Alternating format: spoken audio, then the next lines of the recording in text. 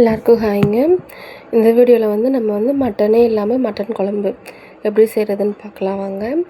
இந்த குழம்பு செய்கிறதுக்கு ஒரு 15 நிமிஷம் தாங்க ஆகும். ஆனால் டேஸ்ட் வந்து ரொம்ப சூப்பராக இருக்கும். ஸோ அதை எப்படி செய்கிறதுன்னு பார்த்துடலாமா? அதுக்கு வந்து பாத்திரத்தில் எண்ணெய் ஊற்றி எண்ணெய் நல்லா சூடானது பட்டை, சோம்பு, கிராம்பு இதெல்லாம் போட்டு நல்லா பொரிய வச்சுக்கலாங்க. அது பொரிஞ்சு வந்தோடனே கருவேப்பிலை, 3 பச்சை மிளகா, பெரிய வெங்காயம் சேர்த்து அதையும் நல்லா வதக்கி விட்டுக்கலாம். வெங்காயம் நல்லா வதங்கி வந்த உடனே இஞ்சி பூண்டு சேர்த்துக்கலாங்க.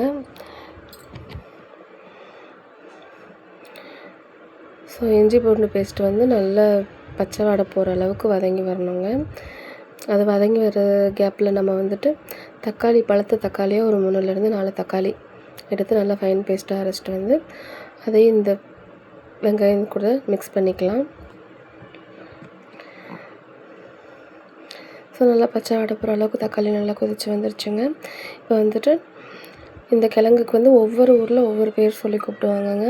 சேனக்கிழங்கு, ஆனக்கிழங்கு, சேப்பங்கிழங்கு அப்படின்னு. இந்த கிழங்கு வச்சு தான் நம்ம இந்த மட்டன் குழம்பு செய்ய போகிறோம்.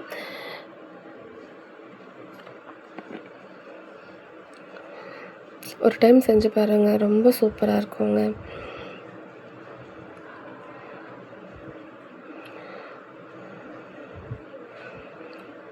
நான் வந்துட்டு விறகடுப்பில் செய்கிறதுனால கட் பண்ணிவிட்டு பச்சையாகவே போட்டு எண்ணெயில் வதக்கிக்கிறேங்க. நீங்கள் வந்து குக்கரில் வேக வச்சு சேர்த்துக்கிறதா இருந்தால் கூட சேர்த்துக்கலாம். குக்கரில் ஒரு 2 விசில் விட்டிங்கன்னா நல்லா ஜம்முன்னு ரெடி ஆகிடுங்க. நான் வந்து விறகடுப்பில் செய்ய போகிறதுனால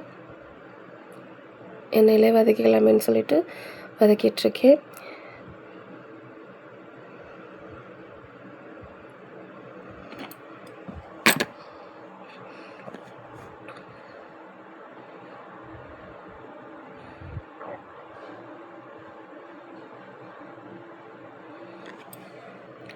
இப்போ வந்து இதுக்கு இன்னும் டேஸ்ட்டு கொடுக்கறதுக்காக ஒரு கடலைப்பருப்பு, ஒரு 50 கடலைப்பருப்பு எடுத்து நல்லா தண்ணியில் ஒரு 10 நிமிஷமாக ஊற வச்சுருந்தேங்க.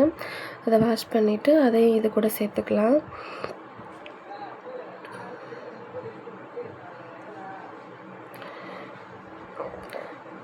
நல்லா அந்த காயும் அந்த கடலைப்பருப்பும் தக்காளி கூட மிக்ஸ் ஆகிற அளவுக்கு நல்லா கிண்டி விட்டுக்கலாங்க. கிண்டி விட்டுட்டு தேவையான அளவு உப்பு, மஞ்சத்தூள், மட்டன் பொடி சேர்த்துக்கலாங்க. மட்டன் பொடி வந்து நான் கடையில் விற்கிற நார்மல் ஆச்சி மட்டன் பொடி அது தாங்க வாங்கினேன். அதையே ட்ரை பண்ணி பாருங்கள். டேஸ்ட்டில் பெருசாக எந்த டிஃப்ரெண்ட்டும் தெரியாதுங்க. அதே மட்டன் குழம்பு டேஸ்ட்டில் தான் இருக்கும்.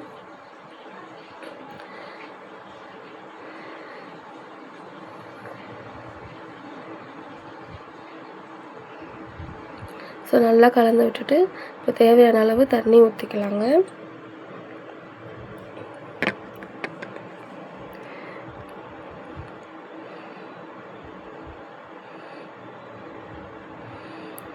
இது நல்லா கொதித்து வந்துடட்டும். அதுக்குள்ளே வந்துட்டு நம்ம கொஞ்சமாக கசகசா, ஒரு 2லேருந்து 3 முந்திரி பருப்பு, தேங்காய்ச்சல் எல்லாத்தையும் நல்லா ஃபைன் பேஸ்ட்டாக அரைச்சிட்டு வந்துடலாம். இப்போ பார்த்திங்கன்னா குழம்பு நல்லா கொதித்து வந்துடுச்சுங்க. இப்போ நம்ம அரைச்ச பேஸ்ட்டு அது கூட சேர்த்துக்கலாம்.